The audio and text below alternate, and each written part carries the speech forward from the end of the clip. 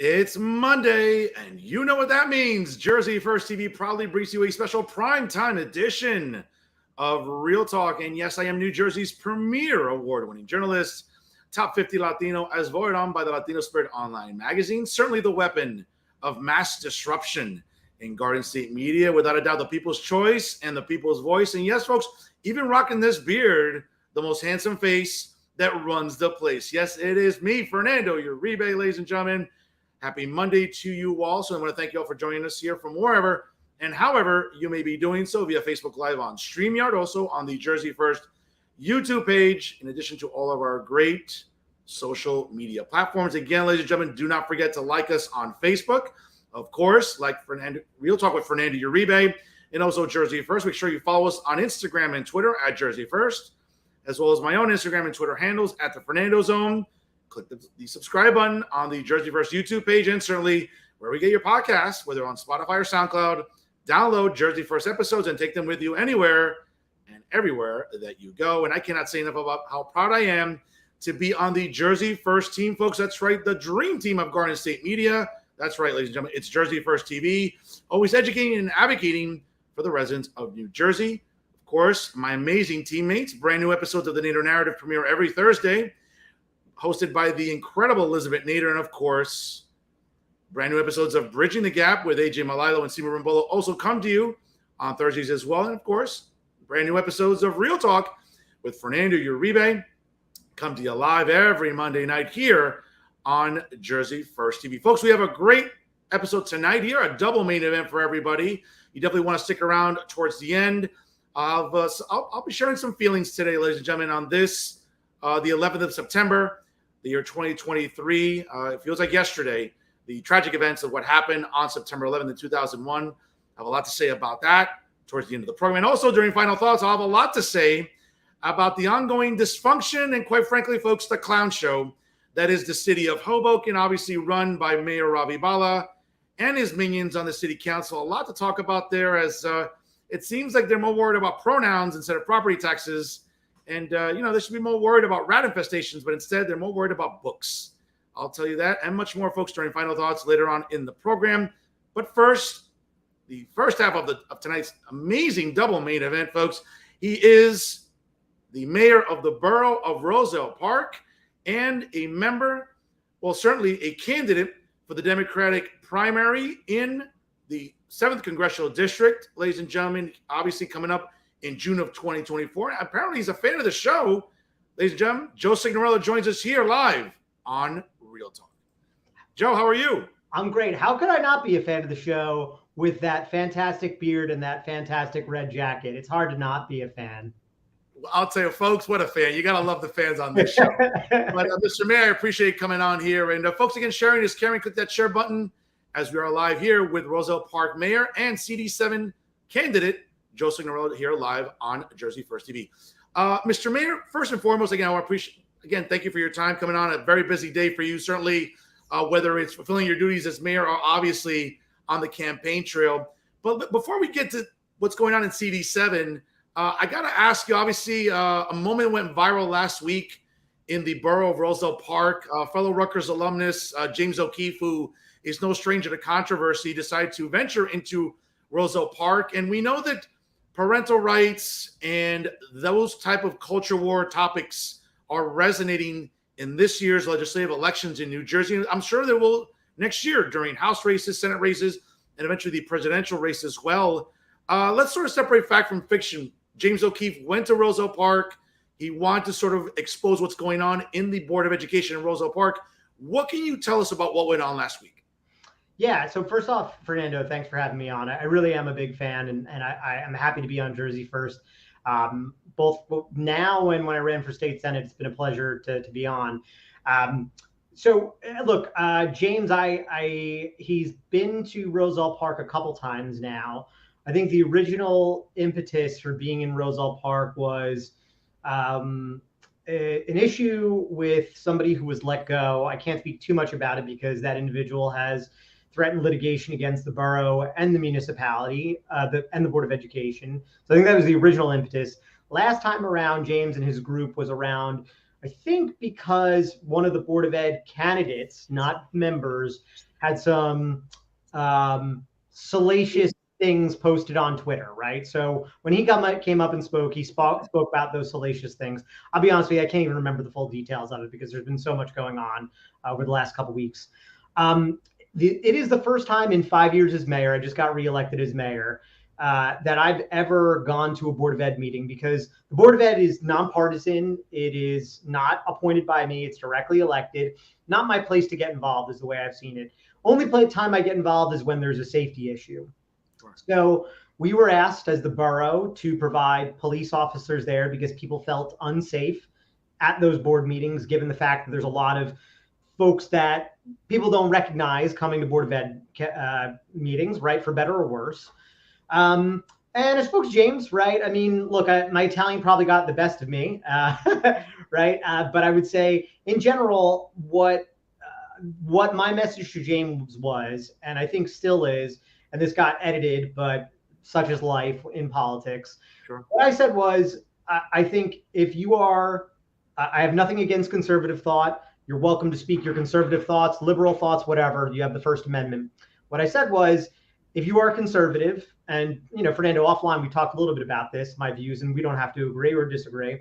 Sure. If you're conservative, you believe in states' rights, you believe in local rights, you believe in home rule. And my point was, if you're conservative, you should leave Roselle Park to govern itself, right? To let our Board of Ed do what our Board of Ed sees fit to do.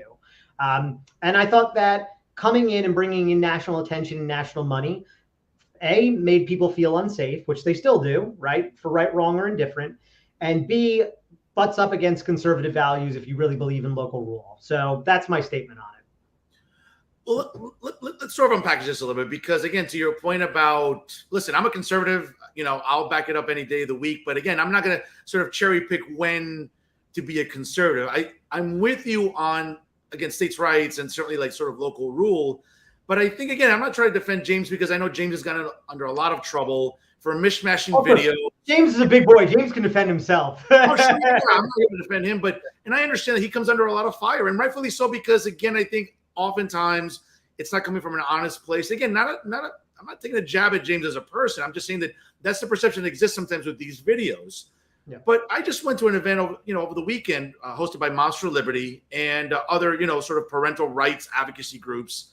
And I think, though, Joe, where the rubber meets the road here, I think, is parents who are, again, in many instances, homeowners. They pay property taxes. And again, folks, I'm not trying to have a civics lesson here on the air live. But again, property taxes is what pays for school budgets, alongside some state aid, depends on what's coming from Trenton. And I think that some parents are feeling empowered, though, Joe, that, hey, I know that the sort of orders are coming down from the Department of Education in Trenton. They're just concerned that at a local level, I mean, again, Roselle Park is very different from the People's Republic of Montclair and other townships.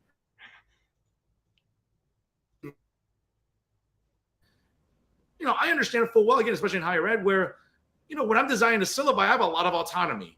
At the local level and, in school districts, again, teachers have to, again, acquiesce to policies that are made by the district. If we're having a district, though, that is acquiescing to some, let's say, far left policies, parents are going to object, though, Joe. And I think that's where maybe we can come to the middle on it, where maybe I just explained why parents are so adamant lately. I don't disagree with a word you said, right? And honestly, I would say you and I might have differing views on, potentially a myriad of issues, but I don't disagree with a word you said. I would just contend that I'd rather see the folks that are coming to my Board of Ed meetings be the local ones that actually directly, because they have a say, right, Fernando? I would make my case that there's 6 candidates this fall for Board of Ed for 3 slots, right? They will have their say of Board of Ed members that can vote on that, curriculum locally here. Now, I would also say, and I would encourage a lot of these folks, if you do have a problem with the state curriculum, I think Roselle Park in small towns like this, they get beat up for something that's kind of out of their control. And I think you were alluding to that somewhat, right? Like, we either say yes to the curriculum or we lose state aid, which is like, it's kind of it feels to me like picking on the little guy versus actually taking the battle up in Trenton, where those folks might actually be able to make change, right? And we'll get to that in a moment, because obviously coming up on November 7th, it's not the sexiest of election seasons in New Jersey, but all 120 legislative seats are up for grabs. I mean, obviously, we have some municipal races, council races in some townships, some county commissioner races. To your point about school board races, but hey, listen, if you want to make a dent into what's going on with the emperor, Governor Murphy, and Maddie Placken, his attorney general, then it's up to the voters to go to the voting booths in November and change the legislature and change at least, maybe flip some districts as red as my jacket. I don't know, but we'll get to that in a little bit. But sort of to wrap up what's going on in Roselle Park, listen, Mayor, I hear what you're saying, and I think that while activists like James O'Keefe feel very empowered, I think that maybe that's the lightning rod that some parents might need to sort of go to Board of Ed races or to get involved in election season in general, to sort of run for these seats where normally they would not be empowered, they wouldn't be enthused to do that. Again, it takes time. Yep. Again, it's not just, I'm running for school board because I like the title. No, you have to put the work in. You have to go to Board of Ed meetings, which are long. Okay. They're not as, it's not, they can be kind of laborious, right? It's like kind of watching like the Giants play on defense. You know what I'm saying? Like, it's laborious. You know what I'm saying? Like, it's like that. Now, come on. I thought this was a safe space here, Fernando. I'm feeling triggered. Well, I mean, listen, I couldn't resist, I'm feeling triggered. No, but I would say, I think it's important though that, James might not be the best poster child for this, but I think it serves a purpose in the sense that some parents might feel, hey, you know what? I feel emboldened enough to run or to get more involved. And I don't think that's a bad thing overall, Mayor. Sure. I just don't like Roselle Park being the test bed of it. Simple as that, right? Sure. Yeah. Sure. Fair enough. Now let's get to your race for a seat in the House of Representatives. You were one of the declared candidates for the Democrat Party coming up in the June primary of 2024. Now we know that another candidate has already announced. Yep. And let me just start by saying, I know you have to take the high road here. I don't. I know Sue Altman personally. She's a nice lady. I think she means well. I've interacted with her at the League of Municipalities. I've had some drinks with her. Great lady, very nice, very warm. She doesn't surround herself with very, very good people. And I think that's doing her a disservice in her campaign. I think a lot of her messaging over time is also going to come back to haunt her. I mean, there's receipts, folks. Okay, that bill's going to come due at some point, whether you align yourself with, intellectually bankrupt people like Jay Lasseter, Patricia Campos Medina, or Jerry Inorano, or others that are very far left wing. That's one thing. But I think the bill's going to come due, though, Joe, for rhetoric that has come out of her mouth via social media or just in general. And I think that's where, in a district like CD7 that just turned red, again, it's not like overwhelmingly red. Yep. Tom Kean barely won that seat by, I think, 3 or 4 points. Yep. So it's not like it's overwhelming tsunami of Republican voters. I think Tom Kean, did a good job to get elected. Again, in a district that was kind of redistricted to sort of help him. Again, I'm not trying to be, Debbie Downer here, but that's the truth. Having said that, someone like your opponent, Sue Altman, who's very far left, okay, her messaging may not resonate in that district. Why does yours? So I appreciate the backdrop there. There's a couple things, right? So I think it's important. Tom Kean, although I don't think he's going to light the world on fire, candidly, I think he's a very steady Eddie candidate. He's a experienced candidate, right? He's somebody who has run for U.S. Senate before. He's run for, the state Senate. He's obviously been successful after a couple tries with Congressional District 7. I think we'd be foolish to think as a party or as a district to think that anybody who hasn't run for office before is going to go up against an experienced politician and win. Tom Kean is too good. He's got too good of a team. And I think we need somebody who's actually run and beat Republicans if we want to win as Democrats, right? I think there's a couple differentiators. First and foremost, potholes they're not red, they're not blue, although I wish our potholes were red like your jacket because they'd be easier to identify. There's no partisan, taxes and potholes, right, are things that we deal with as mayor. that I think people appreciate across the board and actually getting stuff done as mayor, right? You can see in Roselle Park what we're getting done. There's tangible things that are actually being built. And then similarly, or in a similar vein, we see issues of some of the big DC ideas that maybe have great, thoughts or great, they're paid with the best intentions in DC, but when they hit small town America, they fall like a lead balloon, right? So I'll give you a perfect example. American Rescue Plan money, when we got that during COVID, right? Borough of Roselle Park got about $1 million, and it came with all these stipulations of how we could use it, right? And I don't begrudge any congressperson. I'm sure it came with the best intentions, but Roselle Park could only use it for like stormwater cleaning, air conditioning infrastructure, like things that we don't really do. So my point is to say, I think people have a desire for somebody who understands real Jersey ground level issues and real Jersey politics and how the rubber hits the road when you make policy in DC, bringing it back to Jersey. And I think there's only one candidate that can do that. And I think that appeal is going to cross party lines, right? So I think that's going to be the big differentiator in the general and in the primary. Now, Joe, again, sort of sticking to the primary, and we'll talk about the general, should you be successful next June. Yep. I think, listen, whether it's statewide or national, we can sort of have this debate too. I think the Democrat Party is going through some sort of transition here. Yep. And not the sort of transition that I like to sort of, comment on the show, but it seems that there's a pretty big divide. I think there are parts of New Jersey that subscribe to a lot of the far left woke nonsense that I go to town on every single week on this program. Yep. But then case in point, for example, where I live in North Jersey, really Northeast Jersey, I walk a few blocks, I look at Manhattan every day. Yep. Okay. And that skyline is obviously very different for me for many years now, having grown up here my whole life. But having said that, like my mayor, for example, is also my state senator. Okay. And Brian Stack is center left. He's a blue collar, working class Democrat.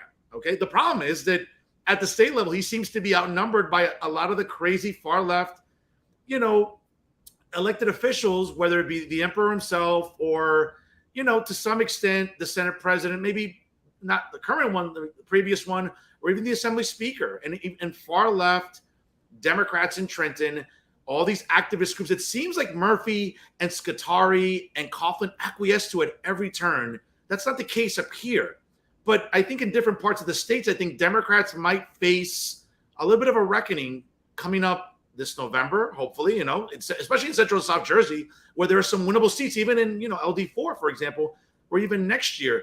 Do you feel confident as a Democrat? Because I don't look at you as like this crazy left guy that never, that failed high school biology, that failed economics. Like I look at you as a sort of center left guy that understands, sort of the blue collar roots of the Democrat Party, but by the same token, isn't sort of acquiescing to this far left woke nonsense that seems to sort of be engulfing the party.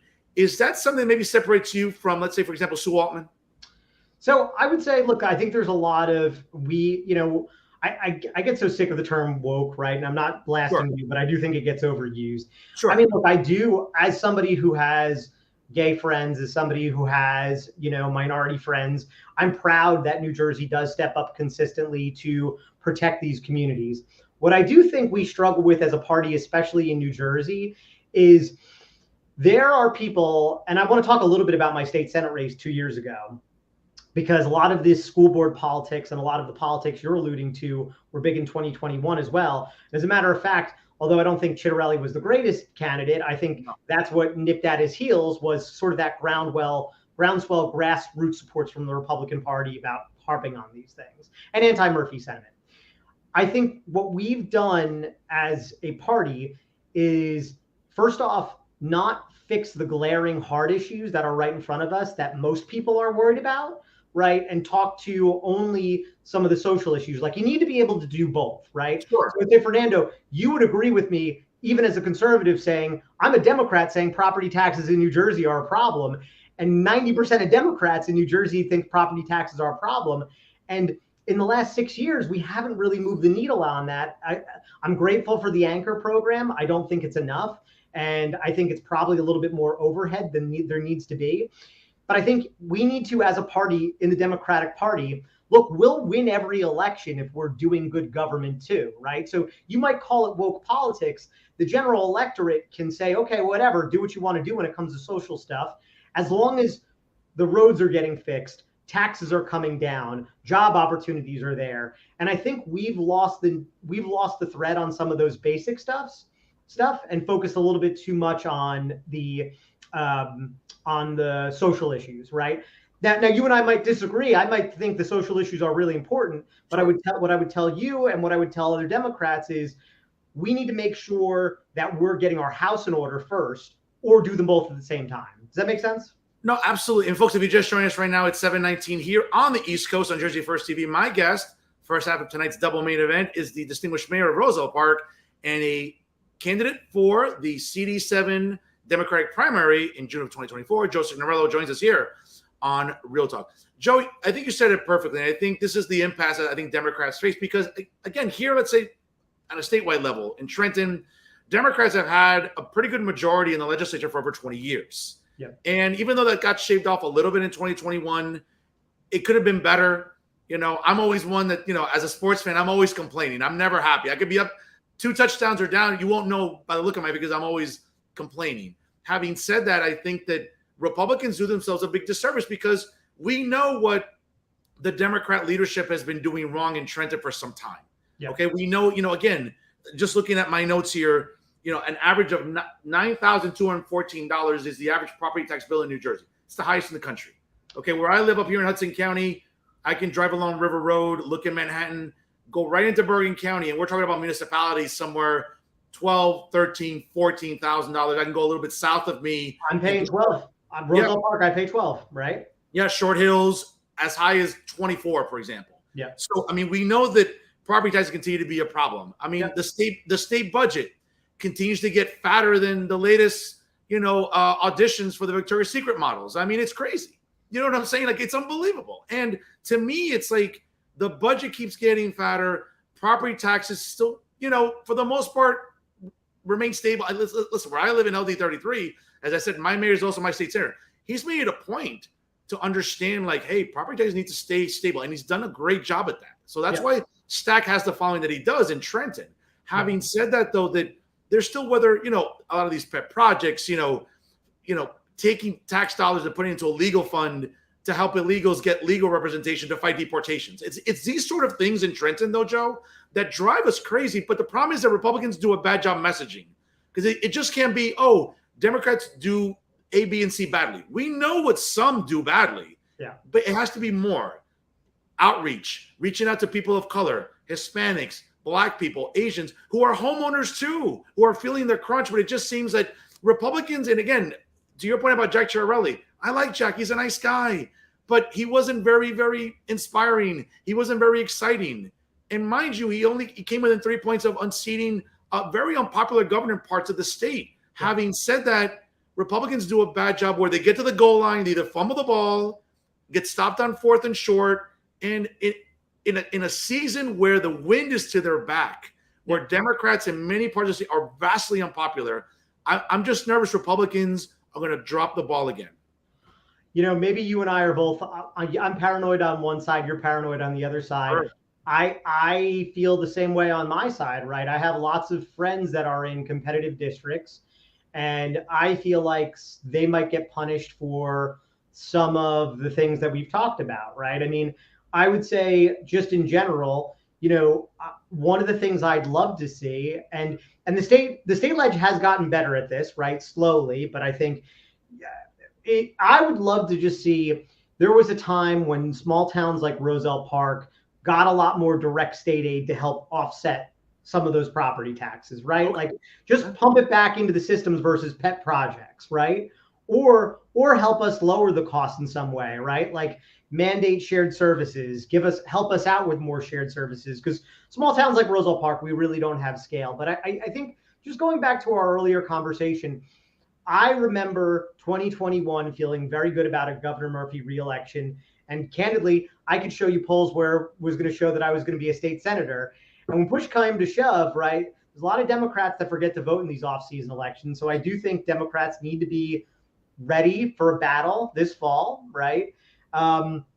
And I would say also, I think part of that is because I think there's been times in the last 6 years. Look, Chris Christie tried to cut taxes or tried to cut costs, but he wasn't super tactical about it. It's like he took a sledgehammer to the problem, and I think made a lot of problems worse in doing that.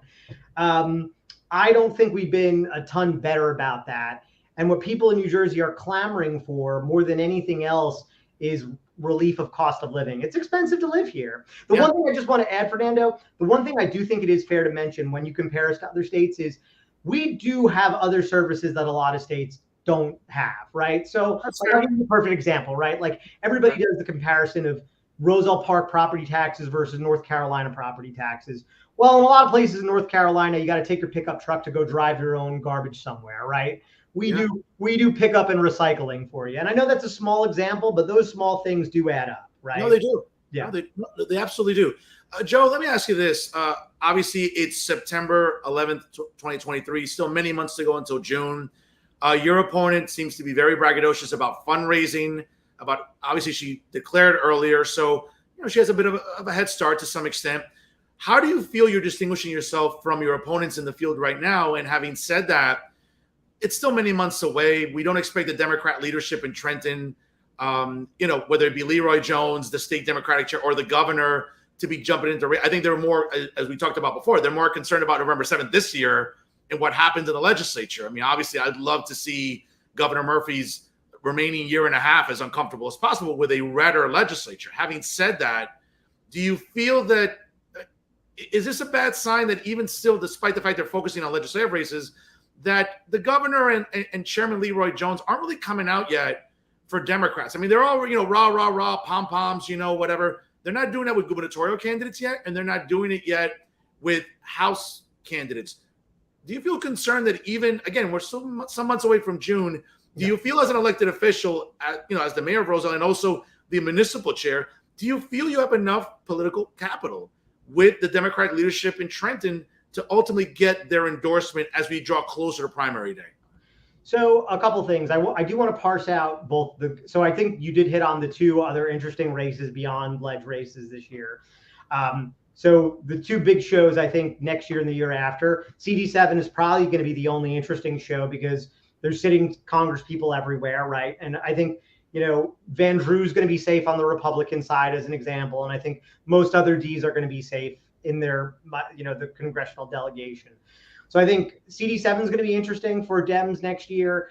I think the governor's race, people are already talking about, Sure. more than my race in spades. And I don't think anybody's really going to come out strong anytime soon there, because I think there's rumored names out there representing a lot of different factions of the party. And I think in the governor's race, we probably are leading up to potentially a really competitive primary, which we haven't seen in a governor's race in a long time in New Jersey, right? So I want to separate that. Look, when it comes to CD7, I think there's a lot in the party that are, look, it's tough to beat Tom Kean too, right? Like, I think there's going to be a lot of resources to beat Tom Kean. I think folks like John Bramnick and Tom Kean, both coming from the LD21 and CD7, they constantly overperform the Democrat or the Republican mean there because of their name recognition. Let's not make mistakes here. Tom Kean is very well known for his father, right? Now, we can debate whether or not he's a great on his own, but people have a lot of respect and admiration for that name. So I think there's a lot of, wait and see approach to see if we can flip this thing, right? Even though the numbers are promising at a very macro level, whether Dems can win there. And I think beyond that, right, I would say, look, there's CD7 now spans multiple counties, right? And each county has powerful chairs that have their own say. So I think all of those chairs, not speaking for them, they probably have their own mindset of the race, right? And, I think there's also, look, when it comes to Sue, right, I will talk a little bit directly about her. She's done a lot of, statewide work and has a lot of friends across the state, right? Sure. And I think that goes a long way in establishing a place where even if folks maybe don't like that person as a candidate, right, they don't want to rub anybody the wrong way, right, to draw the ire of the left wing, as an example, right? So Sure. I think that's a big piece of it. And again, I'm not speaking ill about Sue. I'm just saying this is the reality of the situation. Yeah, that's right. Yeah. Yeah. No, absolutely. Again, I mean, we can think critically here and be intellectually honest. It doesn't mean we're taking jabs at people. Yeah. Other hosts that do that maybe on, in statewide media. But what concerns me, I think, about the rhetoric, right? And I'm just sort of looking at Twitter, right? Twitter stuff. And over time, I would argue that there's some things, again, talk about the bill coming due and some receipts. Yes, Sue has worked with very progressive, far left organizations in New Jersey. Again, having recently been the executive director of the Working Families Party, which, let's be honest, I mean, I don't think I have anything in common with that party's platform. And Joe, to be fair, I don't think you have a lot in common with them either. So, again, as someone who I look at as a center left guy, I don't believe that, again, in a district like you mentioned, which stretches across multiple counties, it got a little redder. That's true, but not overwhelmingly. The one thing I would say, again, as a conservative, the one thing I see some light at the end of the tunnel is that in the last calendar year, we've seen Republicans really register a lot more. And again, Democrats, for the most part, on a statewide level, had like 1 million, I think 1.1 million or 1.2 million of an advantage in terms of register. That's not the case anymore. It's under 1 million. Yeah, it's been chipped away. Republicans have done a good job. Again, listen, it's easy in this climate because we know what Democrats are doing wrong in Trenton, and we know what Democrats are doing wrong nationally. I mean, I think that's, Stevie Wonder can see this. You know what I'm saying? So I think what's interesting is, for you now coming up next year in your House race, I know there's a third candidate announced. I apologize. I don't recall his name. Jason, I don't know how to pronounce his last name. Blazakis, I believe, is how you pronounce it. Correct. Yes. And I know that David Wildstein, a big fan of this show, editor of the New Jersey Globe, broke that story, and he breaks everything because that's how good he is. And it sort of begs the question of, like, is this vote going to be really stretched out, almost like Mr. Fantastic in the Fantastic Four? Like, is it going to be that elastic here where we're stretching out different factions of the party for you? And do you feel that's a concern? My utmost concern about this CD7 race, and to be very direct, part of the reason why I joined the CD7 race is there's a lot of folks that, even if they're not sure if this race is winnable, are worried about down ballot impact if we have the wrong candidate, right? So, I'll let your mind wander, but in CD7, there are a lot of districts and a lot of towns that have only recently flipped from red to blue and are still quite purple, right? Yeah. I think if you have the wrong candidate at the top of the ticket, and you already have, I probably like Biden more than you do, but a pretty unpopular president in Joe Biden, right? Yeah. Then you start to drag the ticket. So I think there's a real concern about that. I think I would say, let me make a comparison to make this as easy as possible. Josh Gottheimer, don't care what you think about his politics, don't care what your viewers think about his politics. It's a district that nobody thought could win for the longest time, but he's clearly, demarked his line as a very, very centrist Democrat, right? And he's held on to that district, holding that line.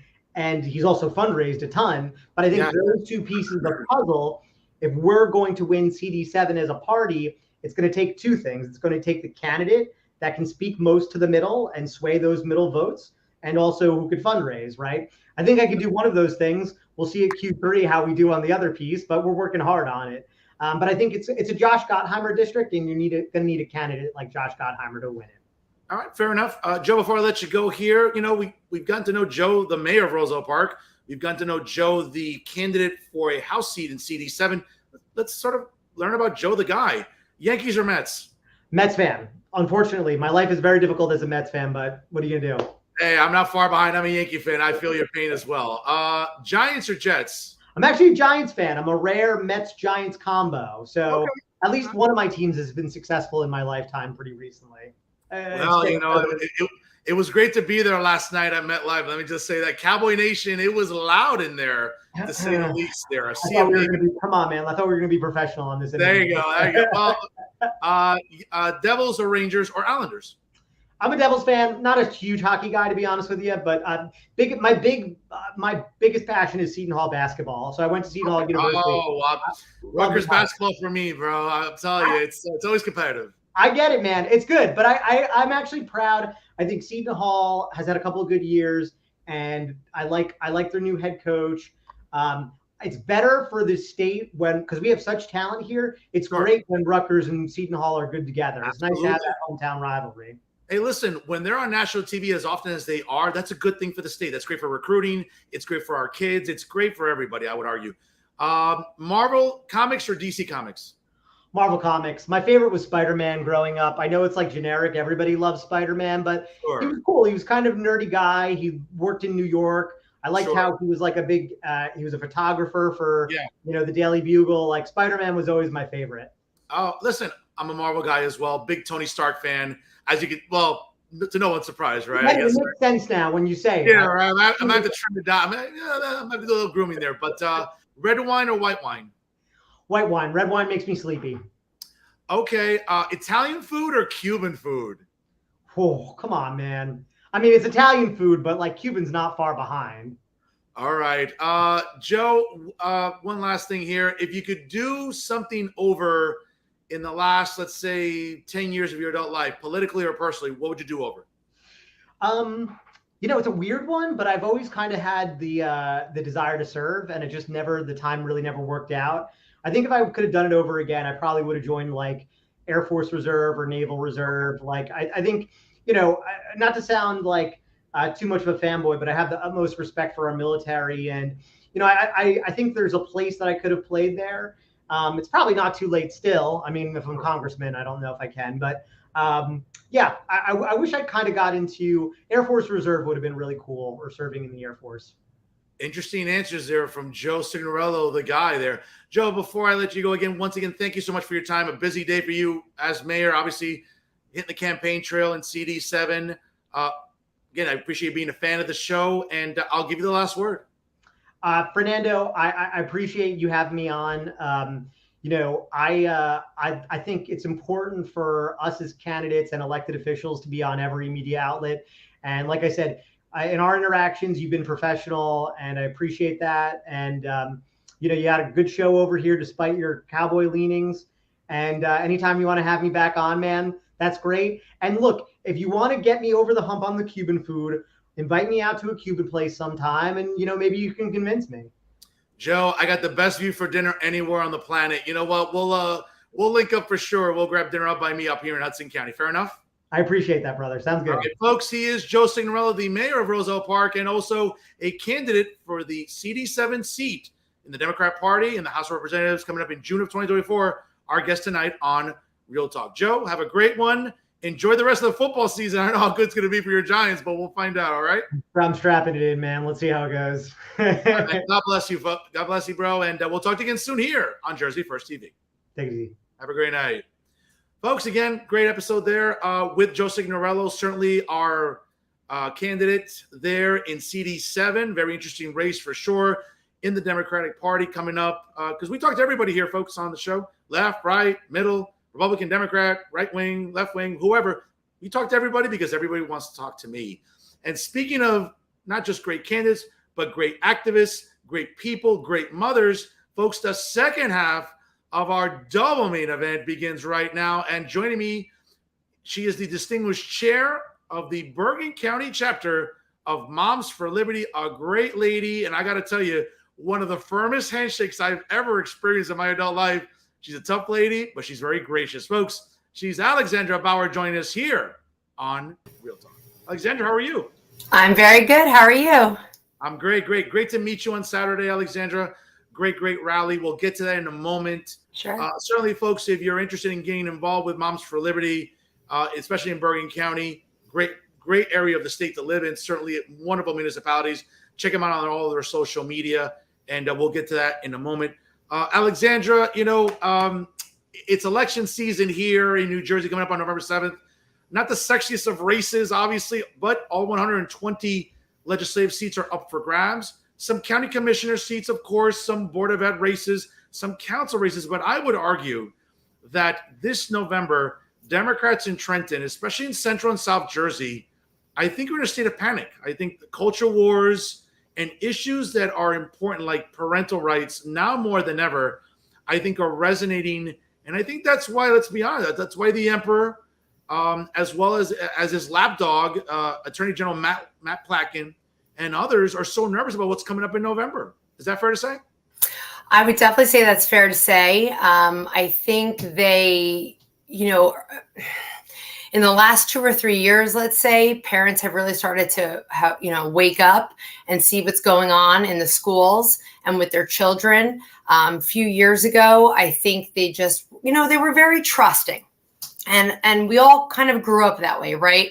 We got dropped off at school. We trusted that the teachers had, the best intentions for our children. And then when we became parents, we felt the same way. Okay, no problem. We're going to drop our children off at public school. They're going to have a great 8 hours there while we go to work. And we were supposed to just be trusting. The same with the government as well, right? So they have our best interests at heart. And I think what has come to pass is people are realizing that that's not necessarily always true. So people are really waking up. They're getting involved. I can't tell you the amount of messages that we get daily, just trying to figure out, they want to learn what's going on, how they can get involved. And I think more people are definitely getting involved with this election than they have in many, many years. Now, Alexandra, again, and folks, if you just joined us right now, it's 7:39 here on the East Coast. Sharing is caring. Click that share button, and you'll have Jersey First and Real Talk on your newsfeed right now. My guest, the second half of tonight's double main event, the distinguished chair of the Bergen County chapter of Moms for Liberty, Alexandra Bougher, joined us here on Real Talk. Alexandra, it's interesting having gone to the rally on Saturday. Great turnout on a Saturday morning. A little bit of a sticky, humid Saturday in September, which I'm not used to. I love the fall weather. I don't know how you feel about it, but it was really interesting because you saw just a lot of different people from all walks of life, obviously different ethnicities, different backgrounds, but the message was clear in that the Emperor, Matt Platkin, are clearly acquiescing to a lot of these activist groups in Trenton that have their ear. Now, let me just preface this by saying, because I've been accused of being a transphobe and a homophobe on this show, and for the most part, maybe because I'm overly analytical as an academic. But folks, let's get the definitions right, okay? When you have a phobia, that means you're afraid of something.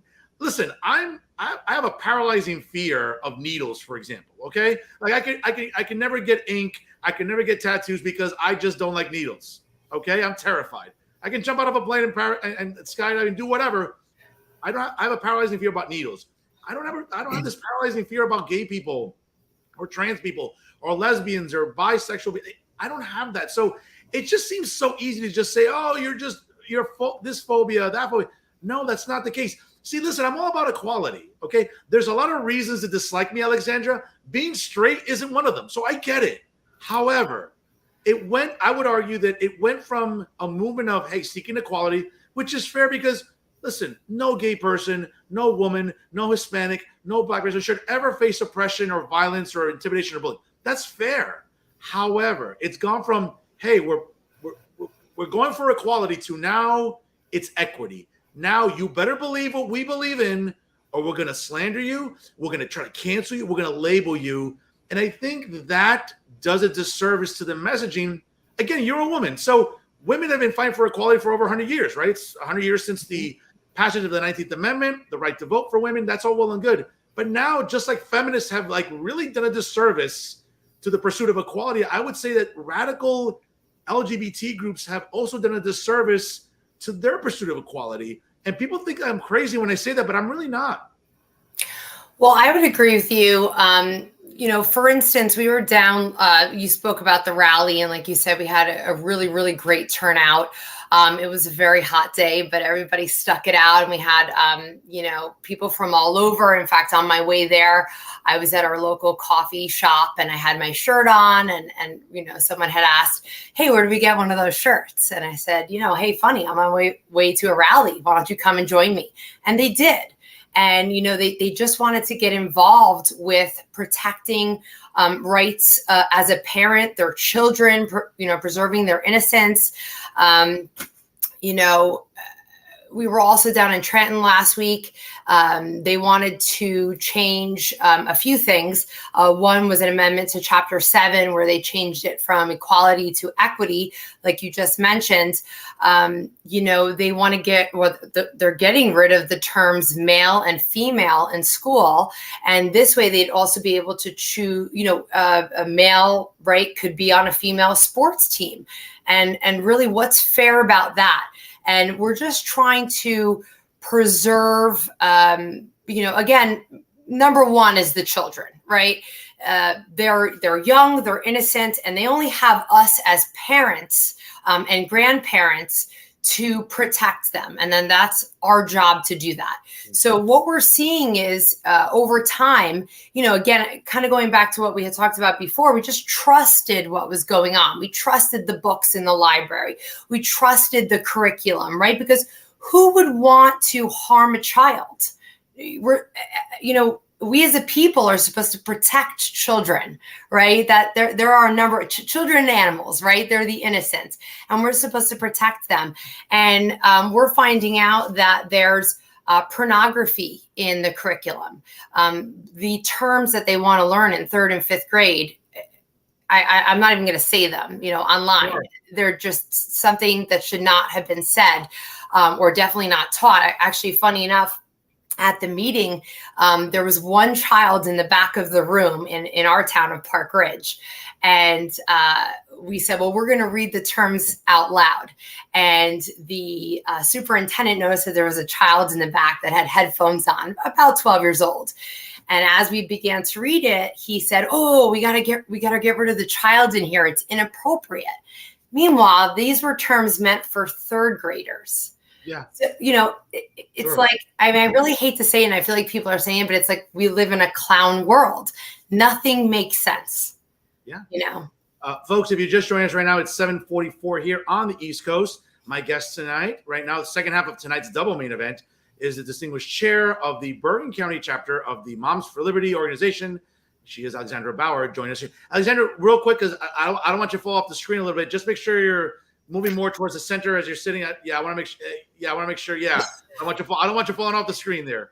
So, okay. And she joins us here tonight on Real Talk. Alexandra, it's interesting because as I talked about with the guest before you, obviously it was interesting because James O'Keefe, who used to be with Project Veritas, obviously he's gone on his own now. There was a moment last week that went viral in the township of Roselle Park where, he is the mayor. And certainly, again, and I like James O'Keefe personally. He's a fellow Rutgers alumni. He's a nice guy. I've met him. I think sometimes he does himself a disservice with some of his antics, and I think that it kind of hurts the messaging. Having said that, I know that the mayor that I just spoke to objected to some extent about, hey, listen, we're getting people out of town coming in. Like, why? What's the agenda? And my response is, hey, listen, I think that whether it's people like James O'Keefe or people like, let's say, like yourself and the great work that Moms for Liberty does, and also shout out to the New Jersey Project. And I know Gays Against Groomers, the New Jersey chapter, the New York chapter, and just in general, overall, as organizations, they're doing a good job in raising awareness for parents. What I would say is whether it's O'Keefe or yourself or the other aforementioned organizations, I think that the silver lining here is that it's empowering parents who maybe chose in the past to not get involved because either they're too busy. I get it, they're working, right? Not everybody has the opportunity to be professional activists like many on the left wing do, right? Like, conservatives, like we're working, we're working odd jobs, we're raising kids, we have responsibilities. Having said that, I think that organizations like yours and others are empowering parents to get on school board election ballots, to get involved, to go to these races and say, hey, and again, I have nothing against the LGBT community. They come after me a lot and say, oh, I'm hateful. I'm none of those things. But the idea, listen, I don't have any kids that I know of, but the idea that language, and I work in education, so I know what I'm talking about here, folks. The idea that some school districts get a little cavalier with rhetoric and terminology, and I get it. Listen, it comes from Trenton, and it doesn't help that we have someone like Governor Murphy, the emperor, who acquiesces to far left groups, right? But the problem is that parents now more than ever, I think, feel emboldened to get involved because, again, I don't want to be teaching civics here on the air, but folks, parents, homeowners, whoever, their property taxes pay for budgets And that's how school districts are funded. Some funding from Trenton too. But if now more than ever, if parents want to bitch and moan about where their property taxes go, God bless them. They should. And I think that at its core, Alexandra, I think is why parents feel so emboldened, especially now. Well, I think you're correct. I mean, first, Moms for Liberty, we like to work with facts, right? And the fact is that these are our children, not the government's. And that's something that they're trying to do. And that we live in this town, we pay our taxes so that, one of the reasons is so that our children can go to this school, right? So what our children are being taught in school, if there's something that we don't agree with, we have every right as the parent to say, no, my child is not going to learn this. We need to go back to the basics. We need to go back to math and science and English. And frankly, bring back, life skills, which they've taken out of many schools. Yeah, I remember in high school, we had home ec, we had wood shop, we had all these wonderful classes that you would learn not just, your basic math, English, things like that, but you would learn skills. And then you could be, at 11th, 12th grade, make a decision, maybe I want to go to college and do this, or, hey, maybe I would rather do a trade or a skill. Yeah. And they don't even give kids those options these days. It's just college. And there's nothing wrong with college, right? If that's what you're going to do, but not if you don't know what you're going to do and you're going to put yourself in a ton of debt. And I mean, I personally, we work with, like you said, Jersey First, Gays Against Groomers, all these wonderful groups, and we all work together because we all, even though maybe we all have a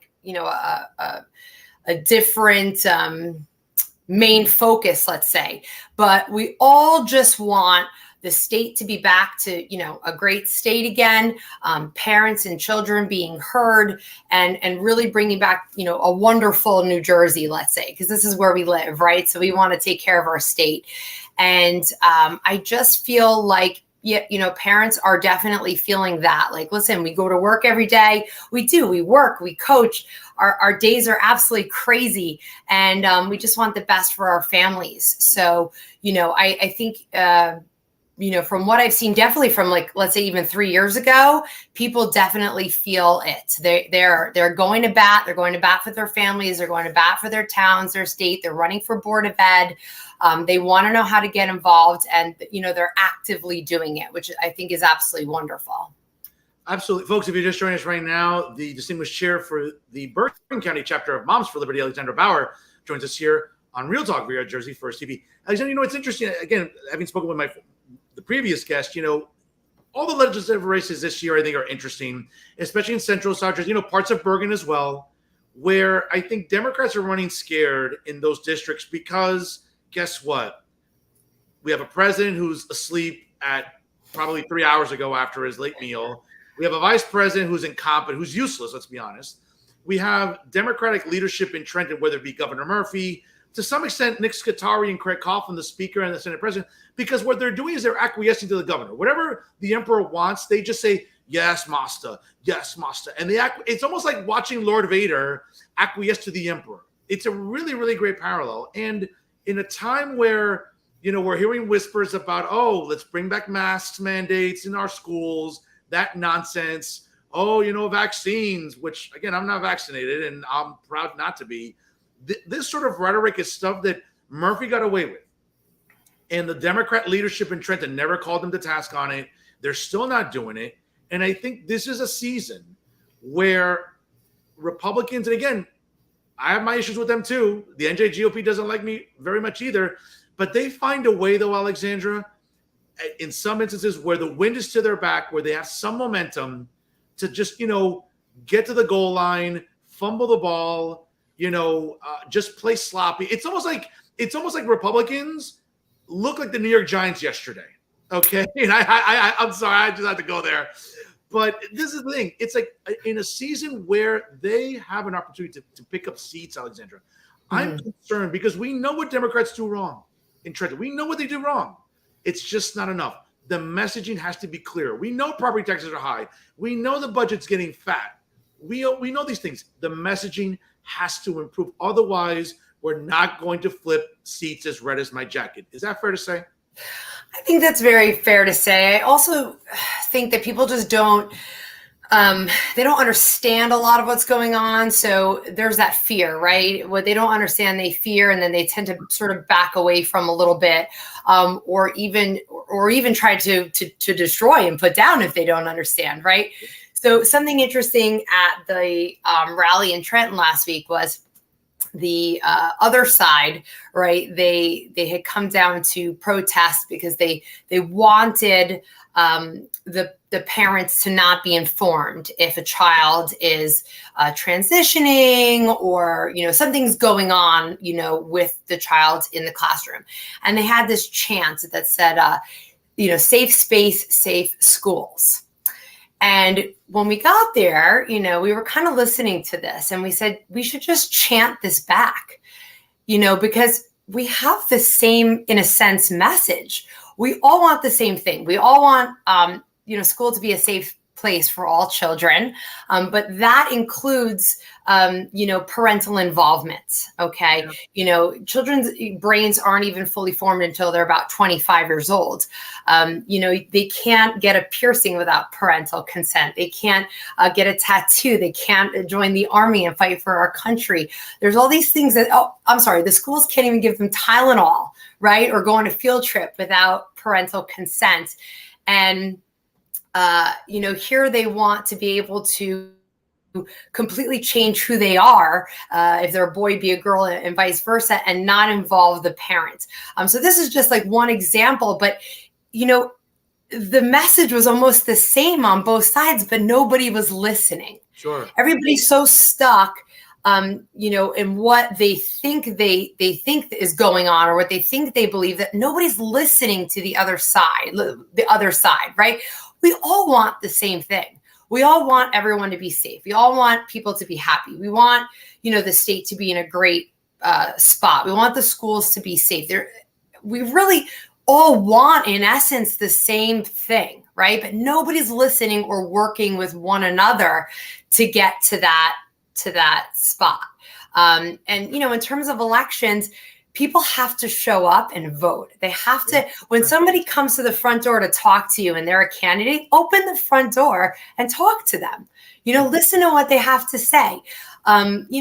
Listen to both news stations in your house. So not just Fox, but CNN, or not just CNN, but Fox. Because you have to listen to what everybody is saying and really be able to, with children, we try to not, I should say this, instead of schools telling them what to think, we should teach them how to think. So how to critically think. You know what I mean? So we as parents have to do that as well.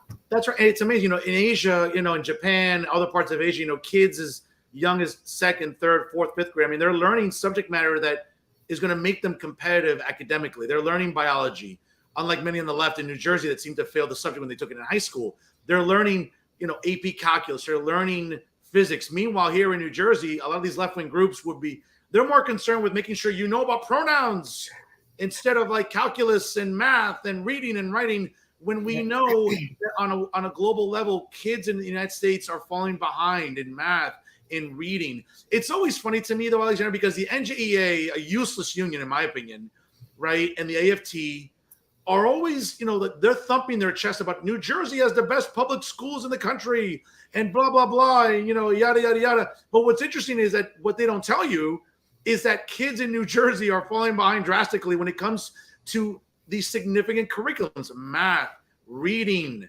writing. Again, as someone who works in higher education, I can tell you that not every school district is the same.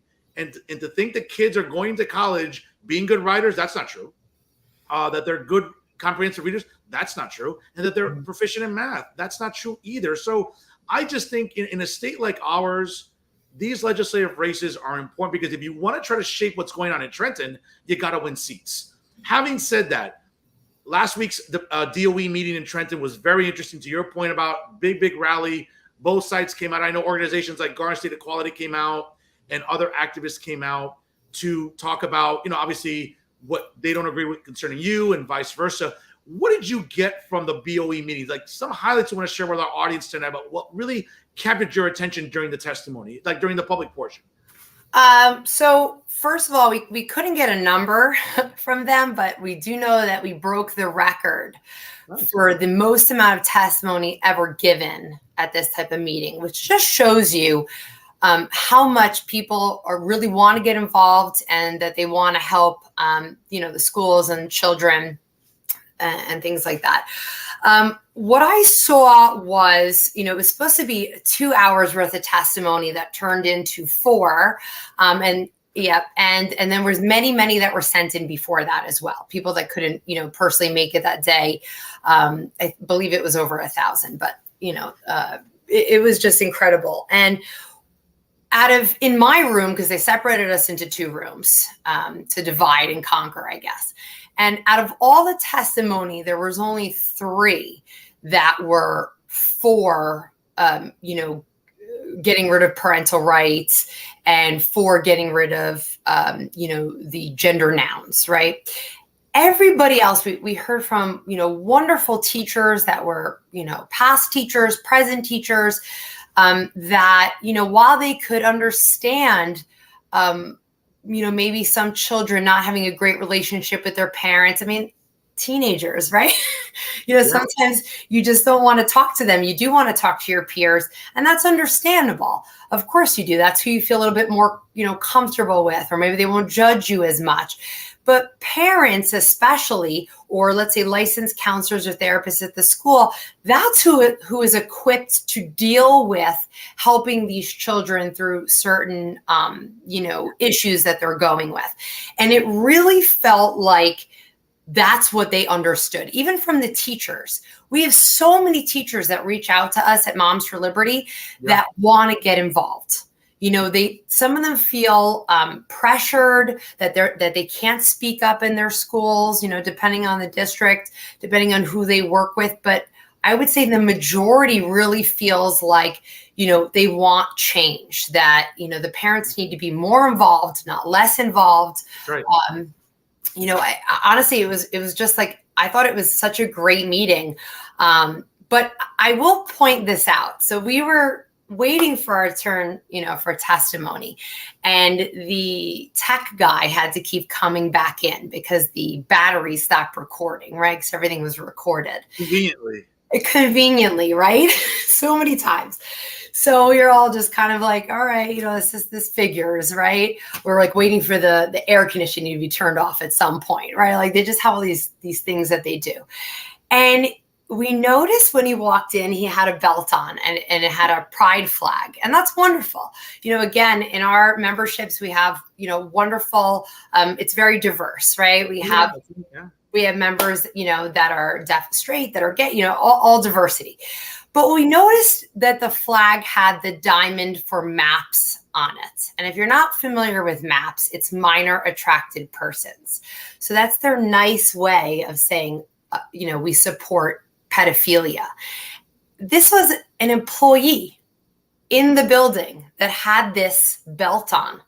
And we just couldn't believe it. This is a building, right, that's supposed to be there for the children and support children's education. And here's an employee that has this. Now, whether he knew what it meant or not, who knows, right? I would assume he probably knows what it means. But this is exactly what I'm talking about. Yeah, that's right. How can we trust these people to enact policies for our children, right? When you have somebody who works for you that's proudly saying, I'm a MAP or I support MAPs. I mean, it's just absolutely wild. It's crazy to me. And again, I don't trust a lot of people in trying to administer a hot dog stand, much less our children's education. Alexandra, let me ask you this, though. I mean, I think you've come to become a symbol of leadership, certainly in your role as the chair for Moms for Liberty in Bergen County. I think a big question on everyone's mind, a lot of people send me some emails off the air and they're like, oh, come on, ask her. Okay. I have to say, though, I mean, again, you take on so much in your role as leader there with Moms for Liberty. I mean, you're involved with many other organizations. It sort of begs the question, coming up in 2024 in the future, is there an elected office in the future for Alexandra Bougher? Is that something you'd like to pursue, perhaps? So, I mean, I have been asked many times. However, as chapter chair for Moms for Liberty, we are actually not allowed to run for any sort of board of ed or any sort of seat like that. Our job, and it is full time, is just organizing meetings, helping everybody else run for board of ed, things like that. So unfortunately, not for me. I will be behind the scenes and helping others, get elected. Well, folks, that was a really carefully crafted answer, I have to say, to the very least, though. Well played, young lady. Well played. Folks, again, it's 8:05 here on the East Coast. We're about to wrap up shortly here with my distinguished guest here tonight, the chair of the Bergen County chapter of Moms for Liberty, Alexandra Bougher, joining us here on Real Talk. Alexandra, again, coming up into November, certainly legislative races are, on the ballot in November 7th, 2024. Certainly all the House seats will be up for grabs. We have a U.S. Senate seat up for grabs, the presidential election. It's going to be quite a crazy year in politics next year. Do you feel that at the national level, even at the state level, how heavily invested do you feel Moms for Liberty is going to be coming up in really, let's be honest, perhaps the most consequential federal election season of our lifetime? Again, all the House seats are up for grabs, the Senate seats up for grabs, and the presidency's up for grabs. Do you feel that these culture war issues are going to be maybe a backbreaker or a deal breaker when it comes to election season in 2024? I definitely feel like it's a huge deal breaker, I would say. For instance, we just had our Moms for Liberty Summit in Philly. We had many actually candidates come in. We heard them all speak. I thought they were, actually all really, wonderful. They were very well spoken. They had some great things to say. But really what it comes down to are what are they going to do? Are they, if they get elected, are they actually going to come through with what they're saying they're going to do? And, I really can't touch too much on anything national. We leave that pretty much up to Tina and Tiffany, who started Moms for Liberty. They're based out of Florida, so we let them sort of handle the national business, and we handle our own state business. But I'll just say that, the best thing to do is to get involved in your local, find out who your local candidates are, your local elections. We have to fix here. We need to fix the whole country. Like you said, our president, I'm pretty sure, is asleep right now. But what we can do on a local level is, fix the candidates that are on our board of ed, definitely our county commissioner, things like that. And we can all do our own part in that way. And hopefully it'll make a huge impact nationally. We know Alexandra, the fighter, the mom, the leader, but let's know Alexandra, the woman, more. White wine, red wine? White wine. Okay. DC Comics or Marvel Comics? Marvel. We just saw Blue Beetle yesterday, and it was awesome. Oh, very nice. Okay. Yeah, I would highly recommend. Oh, interesting. Okay, I'll definitely check it out for sure. Yeah. Giants or Jets? Steelers. Ooh, okay. Interesting. Okay. A lot of legacy and lineage there for sure. Devils, Rangers, or Islanders? Rangers. Devils right here. My goodness. Okay. Rutgers or Seton Hall basketball? Gosh, I don't know, but I did go to Rutgers for a year, so we'll go with that one. All right. And maybe one little fact we don't know about Alexandra Bougher? One little fact. I'm afraid of heights. So I'll get the tattoos and you can jump out of the plane. Okay, fair enough. Alexandra, before I let you go, obviously, thank you so much for your time. Obviously, I know that it's been a busy day. You're always chugging along. When I met you Saturday, I could just feel the energy. I really admire your passion, your dedication to stand up for parents. And I think it's admirable. It's amazing. And I can't thank you enough for coming on the show, for being a fan of Real Talk with Jersey First TV. I'll give you the last word here. Any links, any important information about joining Moms for Liberty? The floor is yours. Well, first of all, Fernando, I just want to say thank you for getting me on as well. I know it's been kind of a crazy, like you said, last few weeks, and you've been very flexible. So that's really awesome. But yes, please, get involved with anything locally. If you want to become a member, you can go to momsforliberty.org. You just super simple, just go in, type your county in and state, and it'll find the nearest chapter for you. And one of us, will be there to help you out and tell you about the next meeting and how to get involved. And the only thing I could say is, now is the time to get involved. A lot of people sat back and allowed things to happen to them, and that time is over. Everybody needs to just get up and get involved and do their part, and definitely vote in the upcoming election. Folks, I appreciate Alexandra Bougher so much. And by the way, Alexandra, listen, I'm trying to be as professional as I possibly can. When I put that promo photo out today, I had so many buddies of mine saying, holy cow, who is this on your show? I'm tuning in. I'm like, oh, now you're going to tune in, right? You should tune in every week. Whatever works. Hey, listen, the stunning Alexandra Bougher, obviously. Folks, she is the chair of Moms for Liberty in Bergen County. Get involved with them. They're an amazing organization, as well as the New Jersey Project, as well as Gays Against Groomers, and not just New Jersey, but nationally. Folks, she's a great, great lady, a great mom, and a great fighter. You should join her in the fight. Folks, she is Alexandra Bougher, the chair of Moms for Liberty in Bergen County. Once again, Alexandra, God bless you, and we'll talk to you again soon here on Real Talk via Jersey First TV.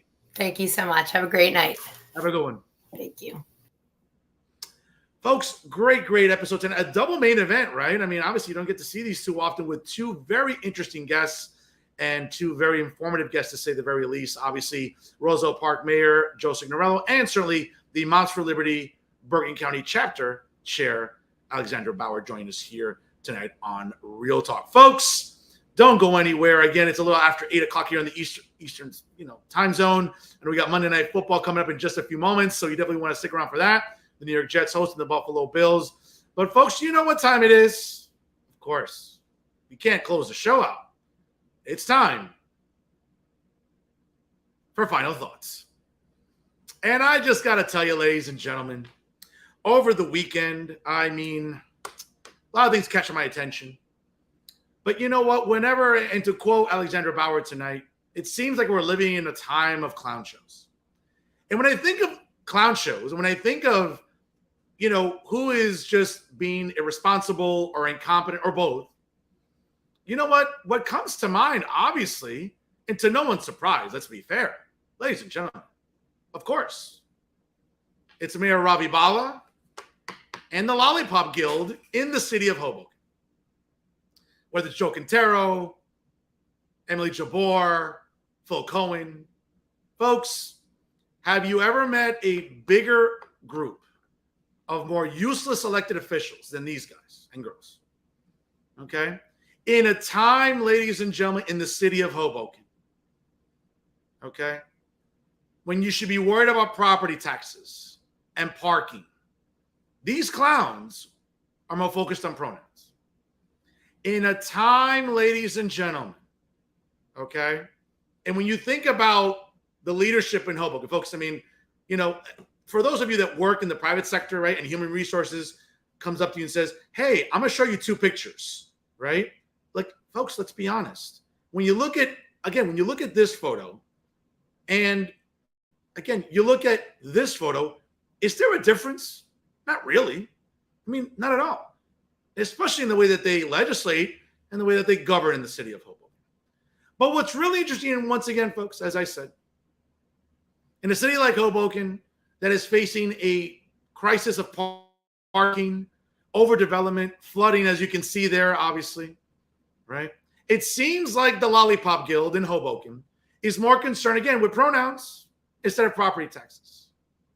Okay? They seem to be more concerned with repainting the rainbow crosswalks in Hoboken than, quite frankly, the serious problem of rats in Hoboken.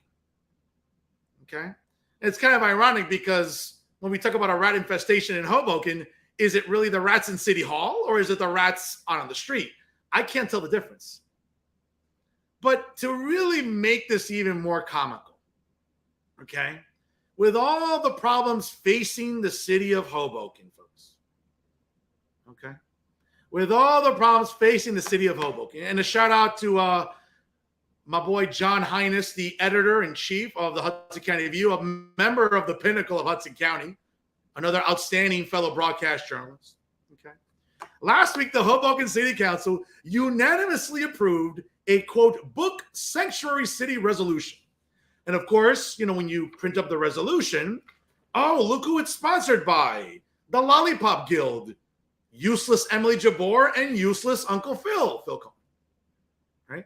This is funny here. You have to read this, folks. To think that these two adults spent time sort of formulating this language is hysterical. Whereas the freedom to read is a human right, oh my God, constitutionally protected by the First Amendment of the United States Constitution, and individuals have the right to free inquiry and the equally important right to form their own opinions. And whereas Article 19 of the Universal Declaration of Human Rights, folks, you got to tell you, Emily and Phil, you could tell, spend a good amount of hours on Google to like formulate this garbage. This is garbage. This is garbage. Folks, this resolution, I can tell you wholeheartedly, this resolution is about as good as wrapping paper. That's all it's good for. Because, and I'm not going to read you this entire nonsense, right? Because you can read on your own. But when I think about this, when I think about anything that Emily Jabor and Phil Cohen introduces, this is what comes to mind. This is what I think about Phil Cohen and Emily Jabor, Joe Quintero, and everybody else on the city council that acquiesces to this nonsense. But back to the article by John Hines. Okay. Quote, book bans are nothing new. Last year, we saw a record number of attempts to ban books. This movement is hardly an isolated one. According to Hoboken Public Library Director Jenny Pugh, another member of the Lollipop Guild, let's be honest. She noted most banning efforts are on a large scale and directed towards stories featuring people of color, members of the LGBTQ plus community. Pugh noted that in June, the library held a Banned Books Readathon. Folks, that was a clown show. Sitting there in the park watching that, I mean, folks, you have to laugh. If you saw any highlights of it, you know exactly what I'm talking about. Who drew the ire of Republicans across the country, and after the event was shared by popular far-right Twitter account, Libs of TikTok.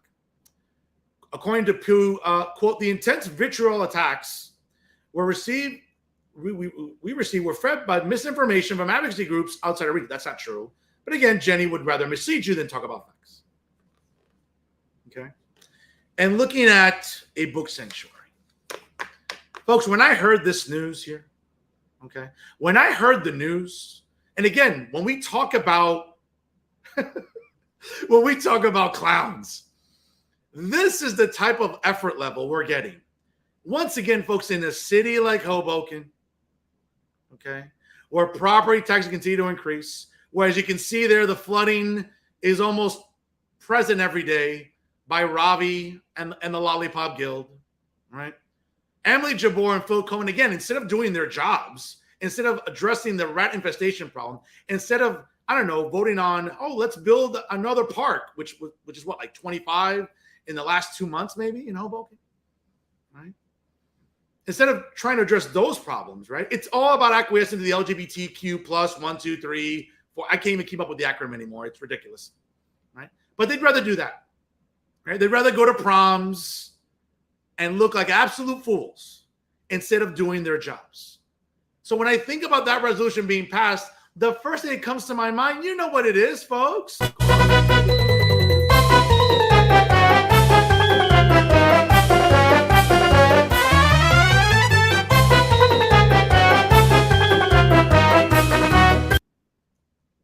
Folks, these are grown adults. These are the grown adults you've elected in Hoboken to serve you. Okay? These are the clowns that are more worried about pronouns instead of property taxes, instead of potholes. Okay? They're more worried about acquiescing to the alphabet mob than actually working on issues that matter to people. Folks, Hoboken is full of rats. It's infested. Aside from the rats in City Hall, we already know who they are. And they're part of the rat brigade. But rats are a serious problem. They're a serious public health problem, not just for our children, for our elderly, but for our businesses that really, again, help Hoboken thrive. And you would think the Lollipop Guild would be more concerned about that. But again, when I think about members of the city council and I think about who should be doing their jobs, when I think about a city council meeting, I think about who's sitting around, whether it's Joe Quintero, Emily Jabor, Phil Cohen. Again, members of the Lollipop Guild on the city council that focus on the most nonsensical things. Folks, do we need a books sanctuary city in the city of Hoboken? When I think of this nonsense, it makes me just remember that members of the city council are no better than these people.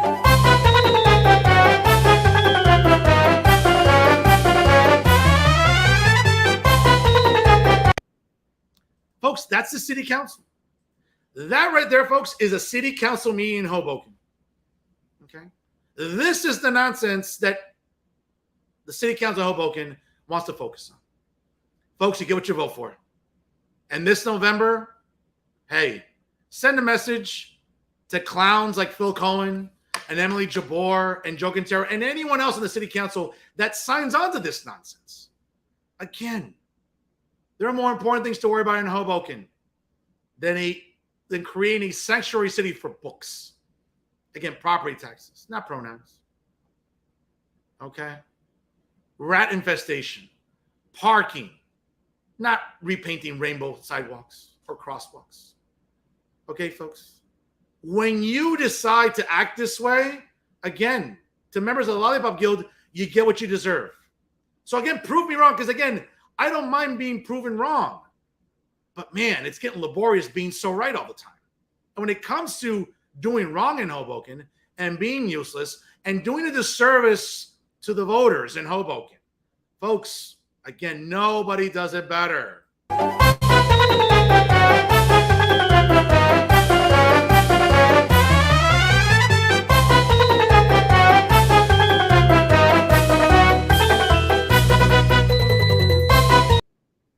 Oh, folks, that never gets old.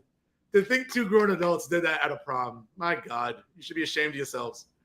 But again, folks, when it comes to ineptitude, inefficiency, and quite frankly, incompetence, and pandering to woke nonsense, folks, nobody does it better than the Lollipop Guild here in the city of Hoboken. You should be ashamed of yourselves. Oh, but that's right. That will require any of you to have shame to begin with. And well, yeah, we all know you don't have any. Folks, that's the city of Hoboken. That's your leadership in the Mile Square City. Folks, before we call it a night here, it is September 11th. And I want to take this opportunity to remember that, 22 years ago, our lives are changed forever. I was blessed from a very young age to look at the most beautiful skyline in the world. And looking at this skyline behind me for so many years is what shaped our growth, right? Here, for anyone that lived in Hudson County, especially in northern Hudson County, this was the most beautiful view in the world. That all changed on the morning of September 11th, 22 years ago. And a time, folks, I think about how that changed our lives forever. Air travel, civil liberties, everything else. But the one thing I remember I wrote this down because it was really hard to commit this to memory. But I put this on my social media today because I think it's worth repeating. It's been 22 years, but not a day goes by that I don't think about the tragedy and what it signifies. There was a time, regardless of race, ethnicity, or orientation, where we were all Americans, uniting in the aftermath of this horrible moment in this nation's history. Let's take a moment and remember everything that makes this country great. And unfortunately, those out there that are looking to destroy it. Abroad, obviously, radical Islam remains a serious problem. And even here domestically, far left extremists are also still trying to destroy our way of life. Whether it's externally or internally, let's remember everything that makes this country great, folks. Let's remember everything that makes us proud to be Americans. Why my mother and my grandmother and my aunt and my grandfather left communism in Cuba. Or why my father left poverty in Colombia.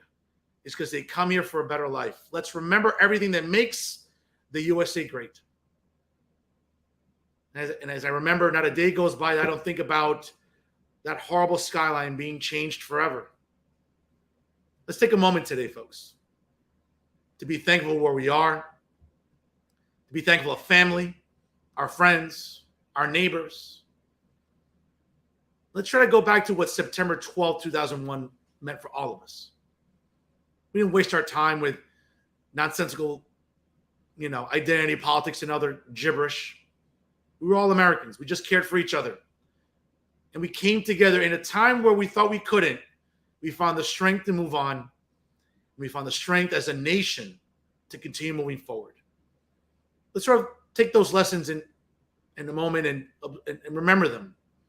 Because somewhere along the way, folks, they got lost. But on this, the 11th of September in the year 2023, it's 22 years later. And not a day goes by that when I drive by that skyline, I remember what it used to look like. So tonight, let's take a moment to honor all the brave men and women serving in our police departments, in our fire departments, first responders, EMTs, and all the brave men and women in New York City that went in there, that just showed courage, bravery, and perseverance. Not just because it's the greatest city in the world, but because we're the greatest country in the world. Let's remember that. And let's get back to that. Let's remember why America is great. Not just today, but every single day.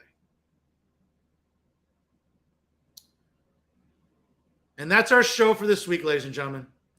Once again, I want to thank our distinguished guest tonight, the mayor of Roselle Park and CD7 candidate for the House of Representatives, Joe Signorello, and Moms for Liberty, Bergen County Chapter Chair, Alexandra Bougher.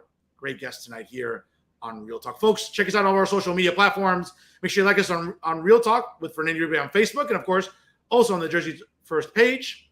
Make sure you subscribe to Jersey First on YouTube, and of course, wherever you get your podcast on Spotify or SoundCloud, download it and take Jersey First with you anywhere and anytime. Make sure you follow us also on Instagram and Twitter. Always remember, folks, I'm so proud to be a part of the dream team of Garden State Media here in the state of New Jersey. It is Jersey First TV, always educating and empowering and advocating for the residents of the state of New Jersey. Brand new episodes of The Nader Narrative come to you every Thursday night, hosted by the incredible Elizabeth Nader. And of course, brand new episodes of Bridging the Gap with AJ Malilo and Stephen Robolo also air on Thursdays. And of course, brand new episodes of Real Talk with Fernando Uribe come to you live every Monday night right here on Jersey First TV. Folks, I can't say enough here. Again, thank you so much for tuning in here on this, the 11th of September. Again, take a moment and appreciate everything we have as Americans and remember what this tragic day means for all of us moving forward. And always remember, ladies and gentlemen, if it is unbiased, unfiltered, and unafraid, it's always Real Talk right here with Jersey First TV. I am New Jersey's premier award-winning journalist, top 50 Latinos voted on by the Latino Spirit Online magazine, certainly the weapon of mass disruption in Garden State Media, as well as being the people's choice and the people's voice. And of course, even with his beautiful beard, you know it, ladies and gentlemen, the most handsome face that runs the place. That's right, it's me, Fernando Uribe. Folks, enjoy it. We'll be joined by Bob Hurley, legendary basketball coach and icon, also the executive director of the People's Park Foundation. A lot to talk about next Monday night, live at 7 p.m. right here on Real Talk as we talk about Liberty State Park, all the politics around it, and much more, folks, next Monday night with Bob Hurley, our guest right here on Jersey First TV. Folks, always remember, if you can't be good, be bad, baby. We'll see you next week here on Real Talk via Jersey First TV. And again, folks, thank you so much for watching, and certainly, thank you for stopping by.